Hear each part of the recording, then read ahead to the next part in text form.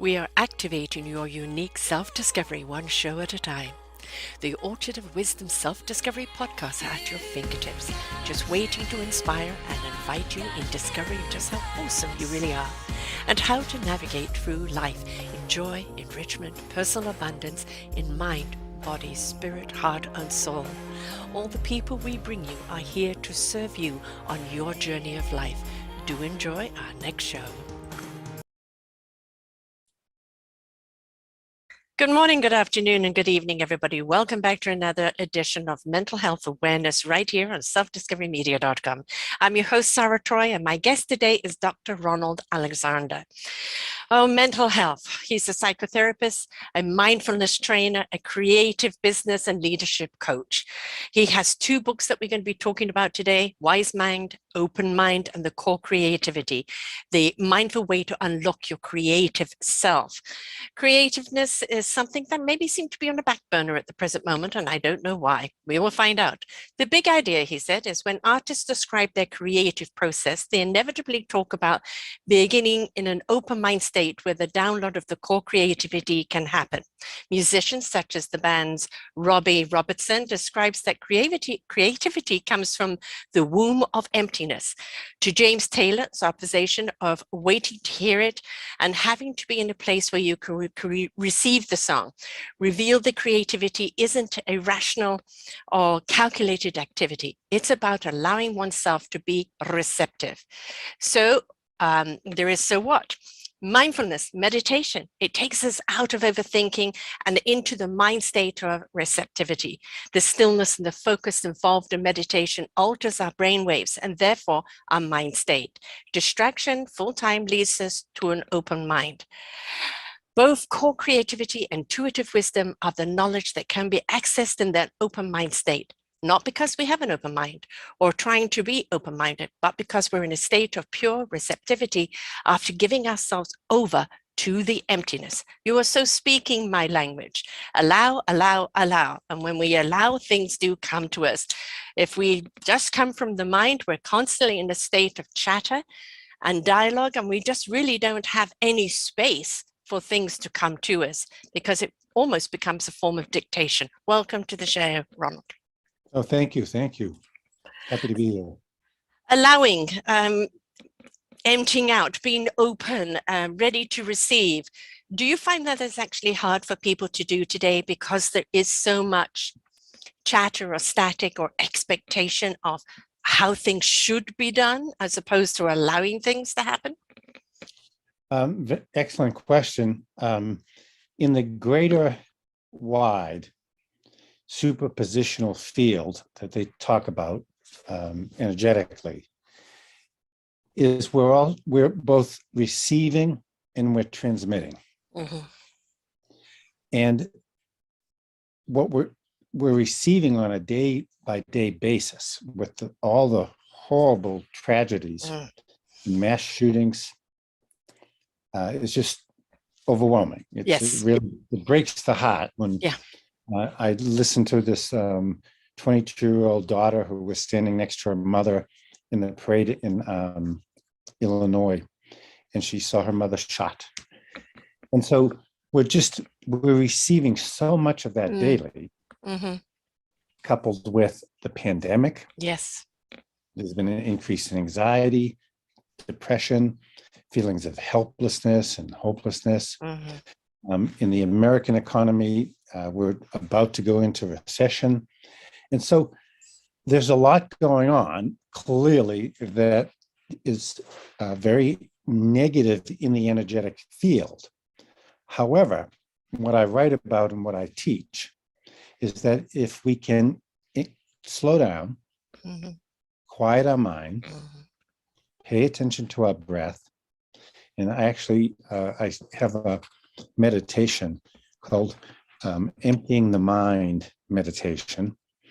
We then can move into the first stage of core creativity, which is called absorbing mind.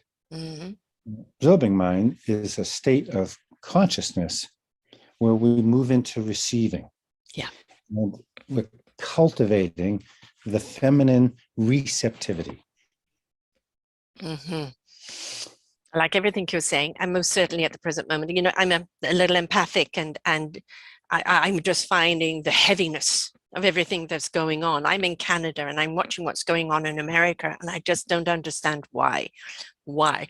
But I feel very much that's what's going on in the world, that this is a huge repression. Like if you push your hands together without moving, you can feel the force building up. And I feel that so many people are under this repressive force right now, and they don't know what to do with it. And different reactions are coming out above it, because I think we're all just totally saturated. If it's not one thing, it's another. And people haven't been taught the skills of emptying mind, opening heart, allowing, the soul or the wisdom to come through us. If you haven't been taught that, or if you're not ignited in that, it can be a feeling of that you're drowning. And it's very, very hard when you're in the sense of drowning, of kind of, how do I come up and get air? Never mind embrace a solution. I just can't breathe right now.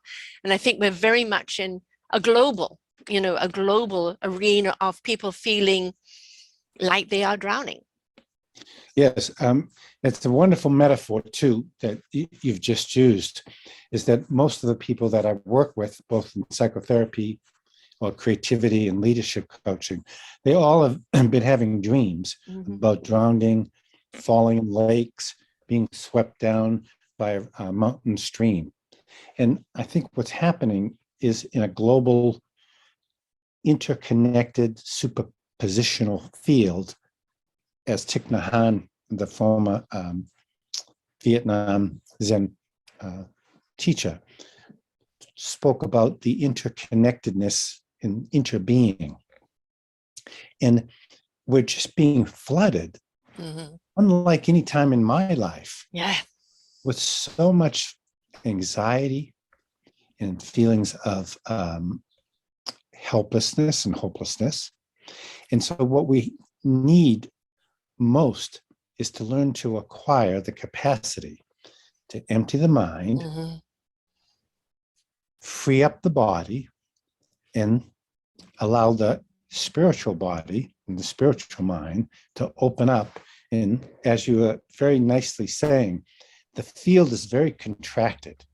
And that's also what causes depression and then leads to panic, is our energy fields get very contracted. And then we turn it inwardly. And then when we turn our energy of fear, of anxiety, hopelessness, helplessness internally, we kick off the propensity to pick up on chronic diseases, autoimmune disorders, because the mind, body, and spirit body are all intimately connected. We are all one. We are. Yes. So, people like yourself, like me, and millions of people around the globe, we're feeling, unlike any time in history, this immense and intense upheaval. And so it's very important, and in both of my books, but more recently the Core Creativity book, I suggest that people do an empty your mind meditation, so that this is very easy to do, is you sit quietly for 5 to 12 minutes a day. All you have to do is either with your eyes open, and if your eyes are open, I always suggest to either look outside at nature, like the blue sky or the trees, or if you're inside of an apartment, is to find either a holy picture or a picture of your family or someone that you love, or an image of a pet or an animal. And if your pet or animal is actually in the room, you can even focus on them. And the reason why I say that there's two pathways to meditation, one is eyes open, is a lot of people who've had trauma, when you suggest that they close their eyes, it's very painful and very triggering. So it's much more effective if you suggest to those people to have their eyes open.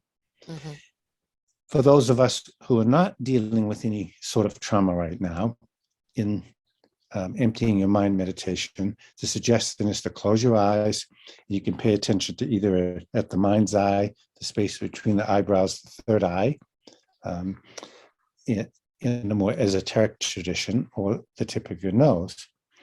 And all you have to do is pay attention to whatever you're receiving or whatever you're noticing. Is you want to breathe in and mentally repeat the word comfort. And then on the out breath, you mentally repeat the word releasing, falling away, letting go. And so this is a very good tool for taking all of that contracted energy, as you were talking about, and learning to take it off of the desktop of the mind and put it into the back end, or drag it off the desktop and experience that it's moving into the earth, it's going down through the soles of your feet, soles of your hands, and going out of you. I do actually have a query about the going in and grounding, because I'm a very cosmic being, so everything for me is more universal. You know, and kind of the messages I've been getting from Mother Earth is, you know, stop giving me your doo-doo. You know, it's literally cracking her up, and it's you know, finding ways to, you know, take it from your desktop, so to speak, put it in the trash bin and delete it. If it doesn't serve you, you don't need it there. And I think just let it, you know, evaporate and go away. There's many different forms of techniques that people can do, but the whole point of it is staying out of the chatter and focusing in on something else. And when it's something peaceful and beautiful and loving in front of you, then it is something that subliminally is opening up your heart and opening up your soul. And we know that the soul knowledge and wisdom cannot speak for a closed heart. When you're being bombarded by bad news and everything all the time, the heart is inclined to kind of close up, almost in protection. But when we have a closed heart, we are defenseless. We need an open heart to receive that creative wisdom, to ignite our spirit, and for our minds to know what it needs to know when it needs to know it. So that connectiveness between all of ourselves is so imperative to our own equilibrium, and also to the solution that we need to bring to the world. Yes, and we can become, through mindfulness meditation, transcendental meditation, Christian contemplative meditation, any of the spiritual disciplines. Yes. That invoke prayer, is we can become a vehicle and a vessel, so that soul, and when we connect to soul, we oftentimes connect through the collective unconscious. Yes. And Carl Jung, the famous Swiss psychiatrist, said that when you thread the needle of creativity, you first thread through the personal self, then the preconscious, then the unconscious, and then you thread to the collective unconscious, and then finally you thread through the soul, or the racial, or the greater collective unconscious. And when we are learning to deal with the detritus in the mind, it's very important to have a filtering mechanism. In mindfulness meditation, I have found, I started practicing it as a young student of Buddhism at age 20, when I was studying in Amherst, Massachusetts at the university. And one of my early teachers said, the mind chatter is like a monkey mind. It just runs wild. And if you've ever been to India or Sri Lanka or Thailand, and you've watched the monkeys, they cannot be controlled. No. And so our conscious mind, most of the time, is in monkey mind. When we move into a meditation, like the emptying your mind meditation, in the first minutes, what we do is we pay attention to what's the distress and what's just the distractive monkey mind. And we then, in some way, we want to mine, like the miners used to use a screen in the stream to get to the gold. Mm-hmm. Is when you struggle to sort through all of that chatter, is the next stage in the core creativity process is the stage of open mind, Mm-hmm. where you open your mind, and there can be a lot of very important, what I call core level gold, Mm-hmm. to mine for the core gold. And oftentimes, whether you're a person that's involved in the creative arts, or you just simply want to become more creative, it's important to sift through Yes.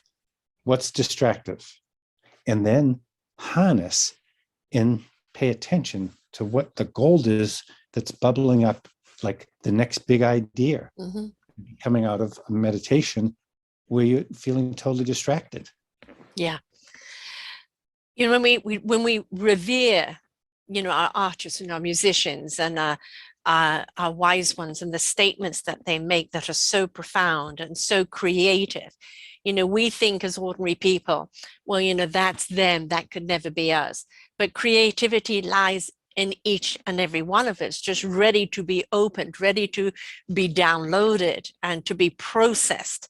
And if we stay just in the mind chatter, we get into doubt, lack of self-value, the judgment, and even persecution from other people. And that stops any form of creativity from coming about. So if we can empty out that mind and just basically be that beautiful blank canvas, all of a sudden that creativity comes through, and the picture that you create is one of extreme wonderment, because again, you have allowed it to come through. You've allowed it its own voice, and everybody can find that creativity if they are willing to still the mind, go in and allow it to come through us. And allowing is one of the wonderful side effects that you learn and experience and you develop as a skill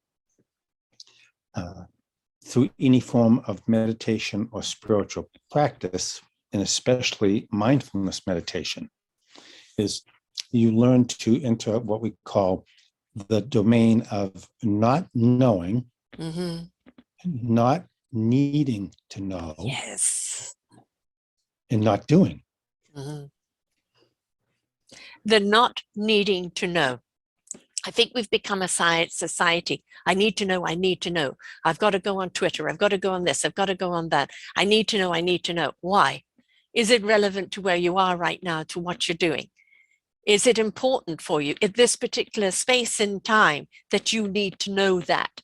Or are we just filling ourselves with a whole load of junk and a whole load of data that we haven't got the wisdom to know how to use? Yes, very, very well said. And I was being interviewed on an FM radio station out of Denver this morning, and I was asked the question of, well, what do you suggest to people who spend large amounts of time on Facebook, Instagram, Twitter, but they're primarily preoccupied or obsessed with reading about all the negativity, Yeah. all the pain and suffering? Yes. And in theosophy, I learned it as a young man around the age of 21, that there's an old ancient saying, and it's set your mind on what you want, Mm-hmm. and it will manifest. Yes. And so if you spend most of your time focused in digital media, scrolling through and reading and going deeper and deeper and deeper into the rabbit hole of what I call the bad news, you're going to be bringing and creating in the mind, in the mind's eye, darkness, pessimism, depression. Mm-hmm. So what I suggest that people do is that they time limit Right. no more than 3 to 5 minutes in a single day of exploring the bad news. Mm-hmm. but to take time, and for example, I myself, when I scroll through Twitter in the morning, one of the Twitter feeds I have is about puppies and doggies and animals. You Either can't doing help but smile when you see them. right, and I might watch, like there was a little puppy Uh-huh. last week, and it said in the caption was, watch the puppy being trained to become a support animal. And it was a little small brown puppy, and it had this huge support vest. And the puppy kept falling over. And like just right now, you can It see lifts the up your contagion. soul. It lifts up your Oh, spirit. Yes. the two of us are already, Yeah. you and I, in this moment, just shifted Yeah. a small piece of that superpositional field of Yes. interconnectedness. And we just generated together positivity that's going to go out there. And in the book, The 100th Monkey, are you familiar with that? Yes, I've heard of it. It's an old book. It's a very small little book. But basically, and I don't know if it's a fable or it's actually a true story, but the book reads about that once upon a time, there were monkeys in the South Pacific.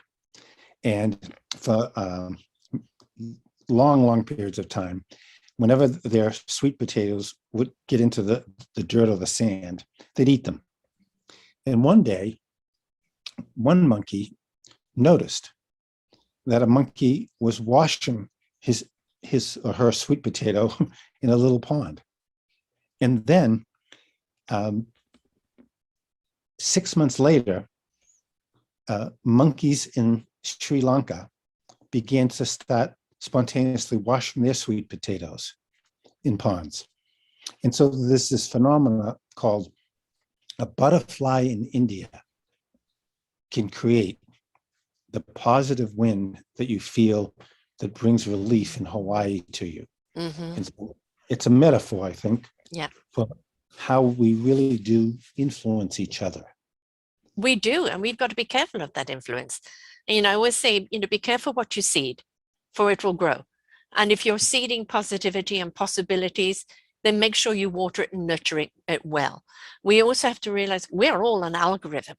So what we put out there is what's going to come back to us.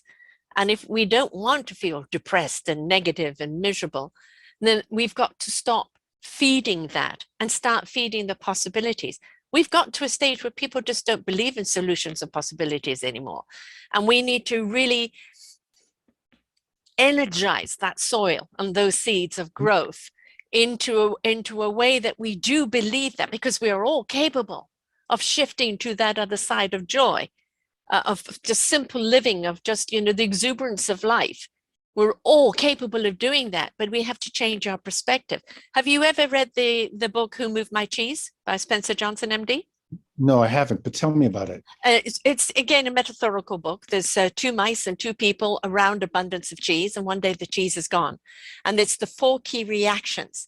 Sniffy and Scurry, the 2 mice, they sniff around and scurry around for more cheese. The cheese is gone. Let's go look elsewhere. Hem and Ha, well, Ha is like, I don't know what to do. The cheese is gone. Where do I go? And eventually I'm hungry. I'm going to follow Sniffy and Scurry and see if they found cheese. And Hem is, give me back my cheese. Who do I sue?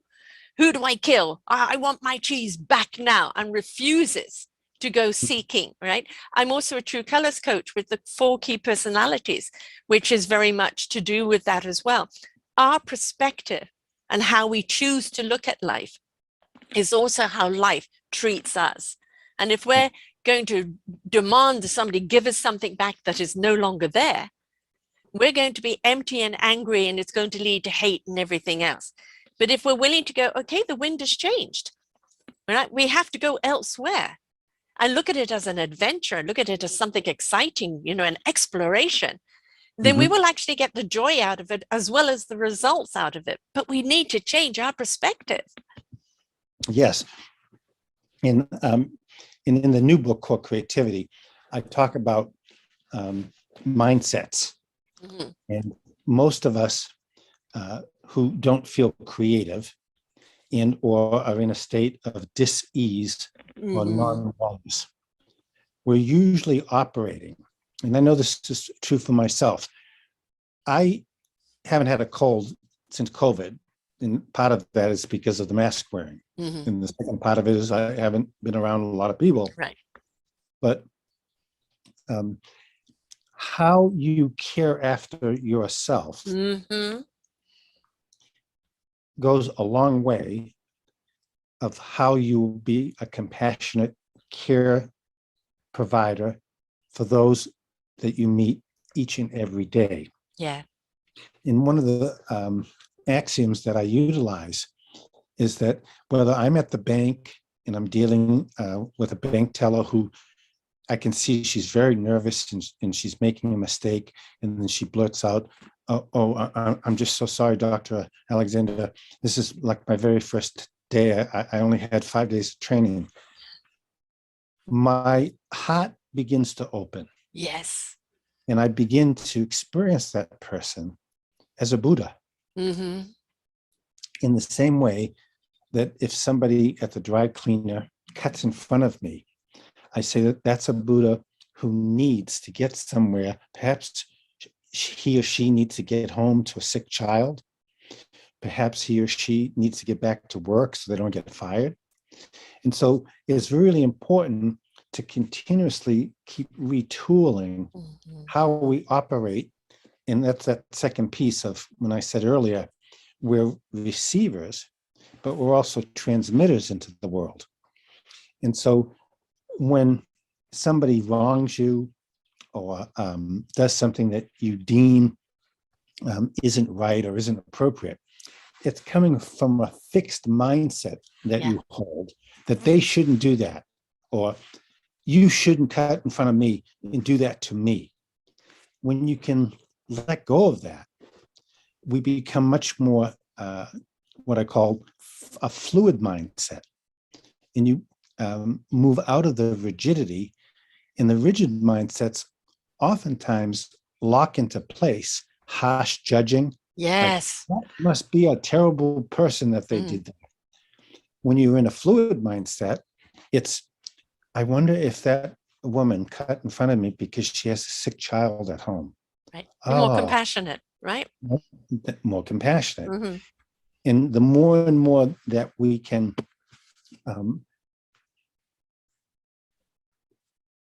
fluctuate and pendulate back and forth between the rigid mindsets and the negative views that we hold about the way things are, to abandoning those and dropping into fluid mind states, we start becoming not only creative, but we become creative of how we live our lives. Yes. Yes. To be creative doesn't mean you have to be the author, the writer, the developer of something. The creativity is how you choose to see life. Do you see all the beautiful colors in the rainbow? Do you see all the flowers that are growing? Do you see all the different shades of green in the trees? Are you paying attention to the sound of the ocean crashing against the shore? Are you part of the fluidity that is constantly going through your body and around you? And are you a part of that rhythm in life? And when you step into that rhythm and you're constantly in flow, you pick things up along the way that just help guide you even further and expand your entire horizon, not just your mindset, your entire possibility set of everything that can happen. But we do a disservice to ourselves with our limited thinking by being judgmental, by demanding. In a lot of ways, we've kind of been geared to become narcissists rather than, compassionate beings of us. It's now us versus them instead of we, we as a collective. And when we talk about being the one, it doesn't mean abstain being yourself. I analogize it to an orchestra. Each one of us discovers what our beautiful instrument is. We learn how to play it. Then we look for the orchestra where we can be in harmony together to create the music that uplifts. But our responsibility is, how do we play that instrument? I think we're so busy pointing fingers elsewhere, we've forgotten how to take ownership and responsibility for our own choices and our own decision, our own possibilities in life. That's very, very beautifully said, especially using the orchestra as a metaphor, because when I listen to Beethoven's Ninth Symphony, it's not just the violins or the drums. Each person is the orchestra. Yes. And without that acknowledgement that we are all one and we're all interconnected, there is no orchestra. There's no symphony. And what we want to do is we want to become very creative about creating our own symphonies in whatever we're doing. For example, I interviewed 10 core creatives, most of them very renowned for the book. And one is a painter, fine artist from upstate New York. He used to be in Manhattan for most of his life, named Ronnie Landfield. And I was talking earlier about when you go into emptying the mind meditation, there's not knowing, not needing to know, not doing, and not needing to do. And in one of my interviews with him, I said, so before you begin, and he paints these gigantic canvases, because it's just absolutely beatific. I would call him a spiritual artist, but he doesn't need hats. Right. Right. Yeah. And he's says, a channeler. He's a channeler. And he says, I go out onto my front porch of my farmhouse in upstate New York, and I'll sit there, and sometimes for 5 minutes and sometimes for 5 hours with a cup of coffee, and I'll just gaze out at the sky. Be present. Oh, that's right. Be present and await. Yes. Await the painting. Await the musical lyrics. Await the composition. Await trying to resolve, for example, if you're working on a team and the team is stuck, it takes time to await for the answer to emerge from either from on high down low, or from inside from the outside. Or even from the collective energy that is there, right? Everybody has the piece of the puzzle. And James Taylor, that's funny. You're very intuitive. James Taylor describes how does he get his lyrics. And he said, it's musical composition is like waiting for pieces of the puzzle to all fit into place. Yes. Once they do, then you go, I've got it. Yeah. That's the song. Yeah. Leonard Cohen, who I spoke with years ago, I once asked him, and many people have asked him the same thing. Actually, there was a interview or a funny story between Bob Dylan. I think it was someone interviewing Bob Dylan about Leonard Cohen in the interview. And Bob Dylan, Leonard says to Bob Dylan, how long does it take you to write a song? And Dylan waits. And he says to Leonard, well, how long did it take you to write Hallelujah? And Leonard Cohen says, about 7 years. 7 years where he's waiting for the download, he's crafting, he's working at it. Piece by piece. Piece by piece, waiting for the puzzle, as you just described, to fall in place. And then he turns to Bob Dylan and he said, how long did it take you to write Like a Rolling Stone? And Bob Dylan says, 15 minutes. See, everybody has their own process. That's right, their own process, their own learning rhythm, their own creating rhythm. Right. And just because one took 7 years doesn't mean the next will, right? It's that sometimes I'm giving visuals. So, I'm giving visuals, and for me, I have to create the artwork, so to speak, to create the picture of what's being given to me. And, 4.5, nearly 5 years ago, I was given a picture, and part of it is coming into place. But the one thing I had to learn, which is something that comes with age, patience, grasshopper. Just because you've been given this doesn't mean it all has to happen now. What it means is that you start nurturing, plant those seeds, and some of those seeds are going to take a few years to grow, and some of them are going to grow quicker. Keep nurturing those seeds. If the image and the vision is very, very clear, then all you do is keep the vision in your mind and then allow whatever it is that's going to manifest it into being to come, right? It's like, Yes. and then as it is meant to come, it will come. Yes.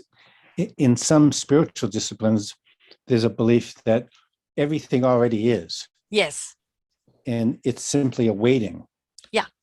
To come or to arrive, like as a mother gives birth to a child, there's that stage of pregnancy. And then there's the birth process. And it's important to embrace that while we're waiting in that state of consciousness or stage of creativity, of receptivity, and I call it absorbing mind, the waiting, even if nothing is coming, nothing's arriving, you're already in the opening of what is going to be arriving. Yeah. There has to be somebody at the welcome door of open mind, welcoming in what's trying to come down, or is ready to come down, or is going to come down no matter what. And it reminds me of an old Zen proverb, when you said that you have to have a vision, and that is just absolutely so spot on. And there's two farmers, and they're in India, and they live next to each other. And one farmer has 3 or 4 horses, and they create a lot of manure every day. And the farmer next door, he's a Zen farmer, and he focuses each day on the vision of his garden and of how rich and abundant and how many various types of plants and trees he's going to plant, and in the grass and everything being abundantly growing. And the farmer who has the horses shovels his manure over the fence of farmer number 2, the Zen farmer who's waiting. And Zen farmer number 2, instead of getting all upset about it, he waits a month, and he notices that from all of the manure that's being discarded and thrown away like rubbish, that his plants are starting to grow, and they're growing thick, and they're growing very large tomatoes, and the corn is sprouting up, and the rhubarb is greener. And so farmer number 2 never says a word to farmer number 1 about get your manure back on your side of the fence, because he embraces the notion, because he has a vision, as you said, of the kind of richness he wants in his garden. You need the rich soil to do it. That's right. And he has the Zen precept of you need to embrace the teaching is already right in front of you, whatever it is, whether it's something that feels painful to you or unwholesome, that's a teaching. The teaching might be something, an experience that's neutral, like very vanilla. You don't really feel good or bad about it. Or the teaching can be something that's very, very welcoming and ecstatic producing, or you're downloading the big idea creatively. And we call that wholesome mind state.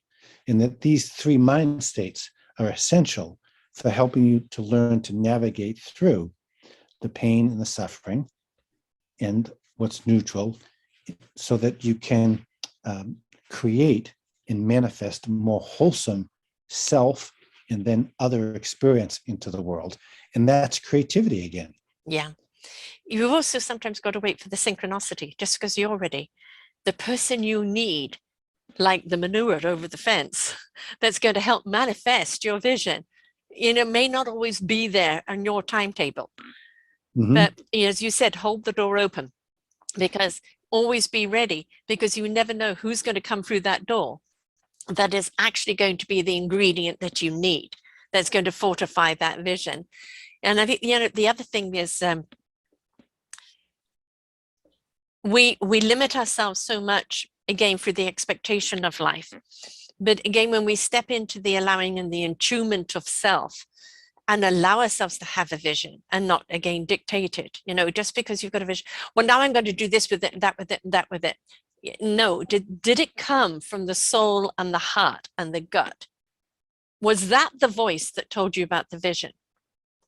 Or is it just an idea in your head and it's not connected to anything else? As I said, for me, this is a database. This is programming and a database filled with information half the time, more or less than half the time that we ever use. But when you truly actually understand the wisdom and you really do allow that source of energy to come through you, as I said before, it extracts from the mind what you need to know in this moment to do what it is you need to do. And that's getting out of our own way, getting out of our own mind, and allowing there is an intellect in our soul, heart, and spirit that is there to guide us. And if we step into that wisdom, we'll always be guided right. But if we only come from thought, only thought, without igniting the rest of us, we're going to be in society's dictation, and then we're always going to be in doubt. Yes, beautifully said. Thought is abundant. Mm-hmm. Wisdom is creative. Mm-hmm. Wisdom is generative. Yes. And when I'm in ego, Mm-hmm. whether I think I'm a healer, I'm a psychotherapist, or when I used to be at the university, I'm a professor, or nowadays, I'm an author, and I'm a creativity consultant, I'm stuck. Mm-hmm. You're labeled. I'm labeled. Yes. That's right. And when I can get out of ego Mm-hmm. and transcend personal self, that's when I expand and wisdom becomes generative. Mm-hmm. And that generativity can become a gift that every person that comes into your life, you're in essence saying, when you're in wisdom, in wise mind, Mm-hmm. which leads to open mind, which we can talk about later. But when you're in wise mind, it's as if you're giving out to everybody in your life a porridge of wisdom and creative generativity. Here, would you like a gift right now? Would you like another gift and another gift? But we have to get our ego mind out of the way. Mm-hmm. And I have an interesting story. I was once in India, and I was trying to find this female saint called Siddhi Ma. And she was one of Neem Karoli Baba's long time devotees. And I was traveling all around India and asking different people at various ashrams who were all affiliated with her where she was. And I would be told that she's in Allahabad.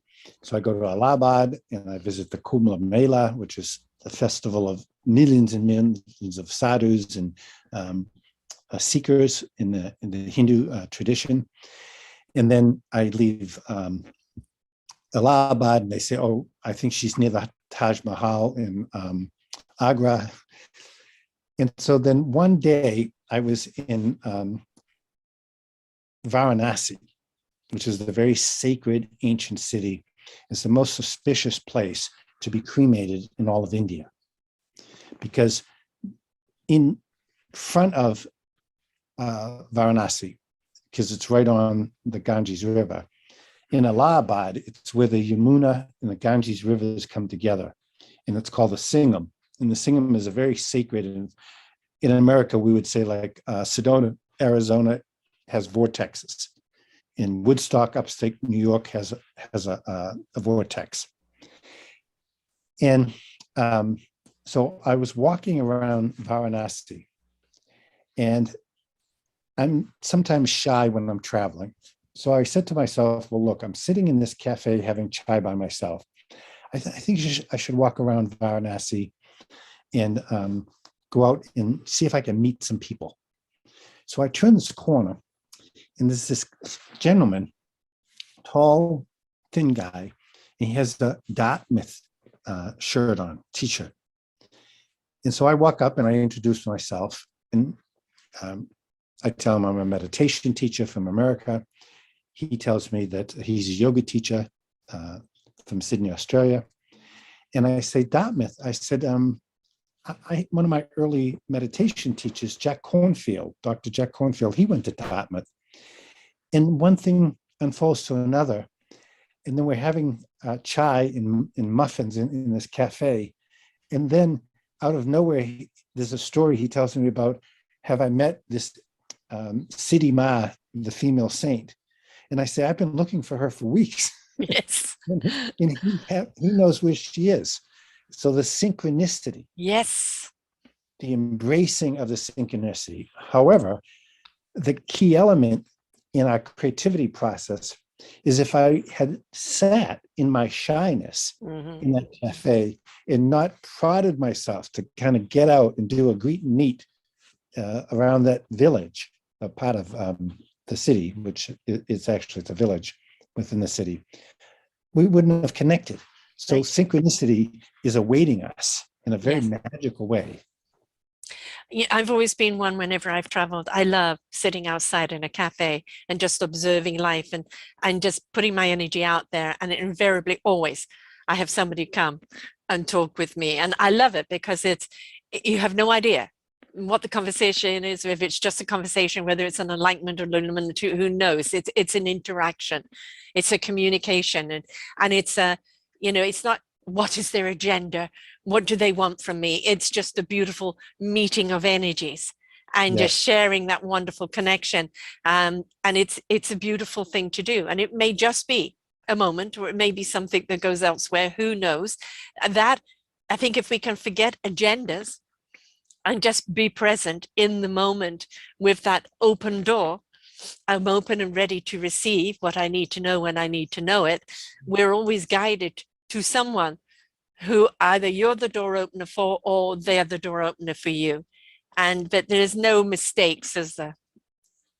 Yes, there are no mistakes. And in the book, Co-Creativity, I actually, one of my mentors, Dr. Robert Resnick from Santa Monica, used to say, take mistake and put a hyphen between the two.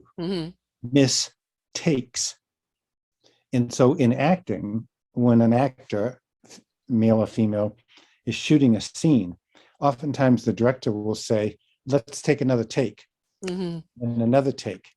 And so even when someone takes the script into a direction that's not the way it should be, Robin Williams, the late Robin Williams, he was a master at that. Oftentimes directors would just say, Robin, in this part of the script, just let Robin let him go, let him be Robin.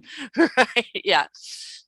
And they trusted that something very creative and magical would come out of that. And you're someone that I can feel, you have a lot of light in your magnetic field around you, and you have a generosity of being in this conversation. And so you're one of those, what I call the light transmitters, where you're transmitting light and you're transmitting heart, fullness, and compassion. And all of that's going to come back to you tenfold. Again, I think it is be who you are. It took me a very, very long time to allow myself to be who I am, because I was too busy trying to be what others wanted me to be. A waste of many years. Because of who I am today, I'm simply Sarah. And Sarah just is. And Sarah just does. And I am more true to who I am today. I'm more comfortable with who I am today in my present state than I have been in anybody else's expectation of me. And I think that's one of the mistakes that we make, is we're trying to live up to somebody else's expectation and we sell ourselves short. And it's been a long journey for me to get here. But I'm where I'm meant to be, doing what I'm meant to be doing and being who I'm meant to be. And believe me, I wouldn't want to change it for anything. Nothing, absolutely not. I may not be financially rich, but I'm incredibly enriched and abundant in what I get to do and whom I get to bring to the awareness of other people. And I'm very, very blessed for it. And I think sometimes we have to look at what is enrichment, what is abundance, what is the true currency in life.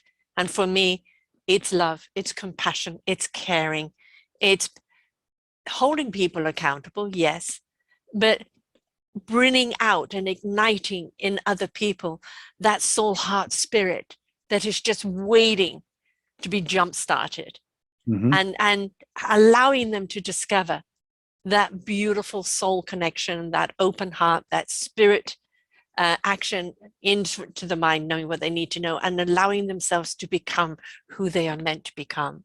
And I think that is one of the most beautiful things one can participate in or view, be a part of. Yes. And when we get the I out of the way, oftentimes when we're a seeker, whether we're seeking a guru or we're seeking knowledge or we're seeking something, a new project or new opportunity, all of the spiritual systems say, don't search for the teacher. No. When the student is ready, the teacher will find you. Yes. Yes. Absolutely. That's that predetermined or prearranged isness, the interconnectedness of the isness in that superpositional field of infinite possibilities. The non-dual consciousness is a superpositional field of infinite possibilities and opportunities within all of those possibilities. Yes. This just the energies and the frequencies have to be on somewhat of the same wavelength, right? If people are operating on this wavelength, somebody else is still down here, the connection is not there. Yes. We have to rise up. We have to grow up to this higher vibration so we can meet that teacher and rise up to that higher level of where humanity is meant to be. We are divine creatures having a human experience, but we've seemed to have stepped into being a humanoid and forgotten about our divine spirit. When we immerse those two together in a higher vibration and frequency, we've truly stepped into actually understanding what life, love is all about and what we're here to do. And that is to be of service to one another, to lift each other up, to elevate each other up to a higher vibration and a higher level, which we desperately need to do as a humanity for the sake of this planet and also for the connection with the universe. Yes. And in Zen, I learned very early on that every time you sit on the cushion, not only do you sit for your own enlightenment and your own awakening, but the Zen teacher also said, in addition to sitting for the self's awakening, is that remind yourself that each time that you sit, even if it's 5 minutes a day, up to 40, you sit for the benefit of all beings. Yes. Yes. Because again, you're the transmitter and you're going to be transmitting out into the universe and transmitting all around the planet, all of the wisdom and all of the compassion and all of the empathy and understanding that we cultivate. And it's in the new book, Core Creativity, I have a practicing no self meditation. In 1989, I was at a meditation retreat in Lyon, France, at a chateau with the late great spiritual teacher Ram Dass. And he has been a mentor both clinically in clinical psychology, because he had an academic background in psychology, but also he's been a spiritual clinical mentor because he oftentimes has brought a spiritual perspective to how it helps someone. For example, a mother and father who lost 3 children in a terrible fire one night. And what he said to me, I arrived and I had it's called Dokusan, individual interview with him on day 2. And he said, Ron, I have an exercise for you for the next 8 days because it was a 10-day retreat. And I said, okay, Ram Dass, what?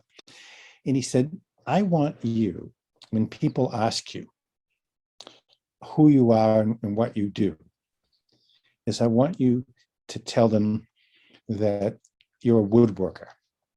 And I want you to go into nobody training. And I want you to let go of all the roles and all the self-importance and all the talk you would usually do, where you would be telling them you're an author and you teach meditation and you teach at UCLA.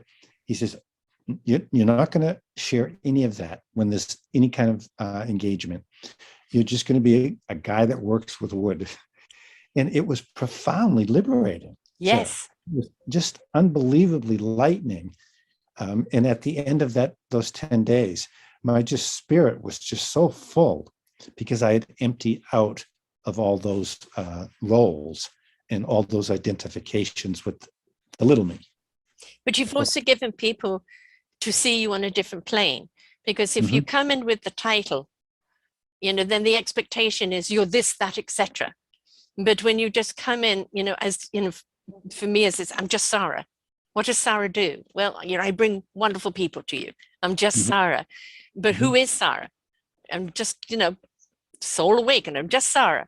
Right? Yeah. It's up to you how you feel me or see me. But if I come in with a bunch of titles, then you're going to see titles and expectations that you want from me, or even judgments that you want from me, rather than seeing me and the essence of who I am. Yeah. And this is, we have this problem of the titles or the self-importance of what a person should be, as opposed to just being the essence of who we are. Yes. Beautiful, beautiful. And there's another old Zen saying, cease striving. And then naturally there will be self-transformation. Thriving.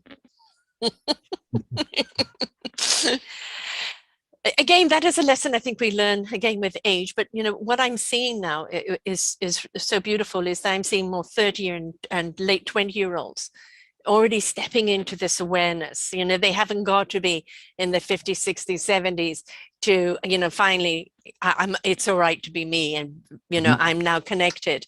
I think for a lot of us that may have been 60s or 70s people, we already were at the start of that, when we were already immersing into that. And then of course 1890s and the early 200s, it comes in with the opulence. You need more to be more. And now we're realizing all of that more doesn't make me happy. It's just a burden. And I'm still feeling an empty shell. How do I fill me, not fill stuff around me? And a lot of the younger people are beginning to go, I don't want to have the life my parents had, because they're not happy. Right? And where is the happiness? It's an inside out job. Yes. Connect to self and why you're here and what your service is. What is your instrument? Which orchestra do you belong to, that you can create that music that is so invitational to other people? And I think many, many people are hungry for that identification, not labeling, but inner connection. Yes, not in any order, but I say that there's 5 of the most essential ingredients that make for a fulfilling or happy life. And one is love. Second is health.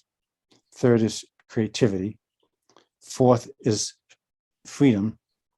And fifth is generativity. And if you can embrace and meditate on one of those principles each and every day, meditate on one on Monday, and then meditate on another on Tuesday, that you will be generating those inside of yourself. And then you'll be giving those as a gift out into the world. Right. I would say probably my five codes would be most certainly, love, do things with love, live life with love, be the love you seek, gratitude, be grateful for what you have and where you are and the opportunity that you do have. Possibilities, there's always possibilities. There's always something you can do, which I would align with creativity. Kindness, be kind to yourself, be kind to everyone else. A little kindness goes a hell of a long way. And again, stepping into, your channeling or your soul or whatever you want to do, your connection, your divine connection of allowing. And, it's find those codes of conduct that really do mean something to you. And as you said, every day, when you wake up with gratitude, I woke up today. I have a full day of possibilities in front of me. Yes.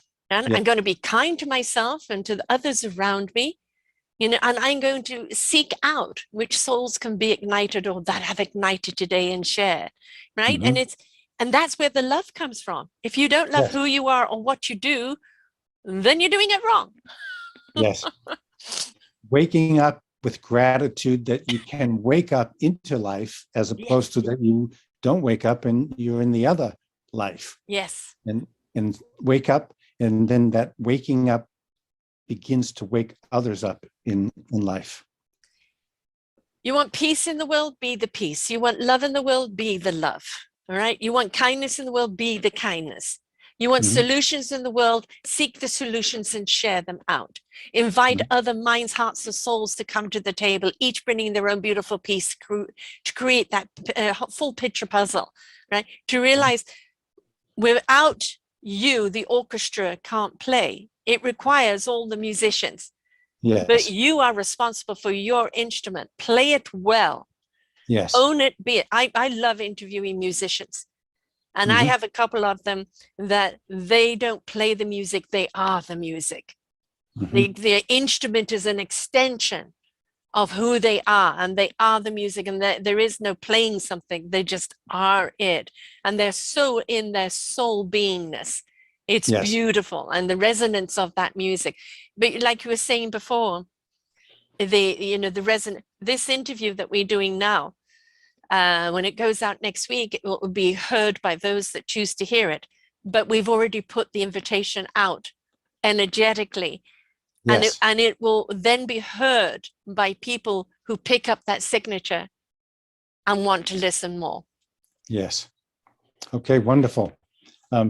Mahatma Gandhi said, be the change that you desire and become and grow into the solution to the problems that you desire. Exactly. So the name of the books and where you get them, and also your site and how people can get hold of you and what you can do to help them. Okay. My web links are ronaldalexander.com and corecreativity.com. The new book is called Core Creativity, The Mindful Way to Unlock Your Creative Self. And the other book is called Wise Mind, Open Mind, Finding Purpose and Meaning in Times of Crisis, Loss, and Change. And you can get them both on Amazon.com, Barnes & Noble. Right. And of course, you are on Facebook, Ronald Alexander, and you're also on LinkedIn, and you're on Twitter and on Instagram. So it's either Ronald Alexander, PhD, or it's Dr. Ronald Alexander, but they can find you in all of those ways as well. Yes. Well, this has been a real delight, Sarah. You're just absolutely mesmerizing. Right back at you, darling, right back at you. It's a question that we have to choose to listen in order to hear, to apply, that becomes part of our toolkit in walking forward in our own lives. And so the invitation is, please do listen to the wisdom, learn to apply it in your own life, and you will see how it will open up your own mind, your own heart, your own soul, and you will become the solution to your own life, right? Namaste. Until next time, folks, remember the answers are always there. You've just got to be willing to open up that door and receive them. Until next time, bye for now. We hope that you enjoyed the show. Find all of our shows on selfdiscoverymedia.com under podcasts or selfdiscoverymedia/shows. And for all our current shows, go to What's New. We are supported by you, the audience. You will see a nice big shiny blue button for one-time donations, or follow us on Patreon and you will be able to support us there. We enjoy bringing you such wisdom, and the next show will be up in just a moment.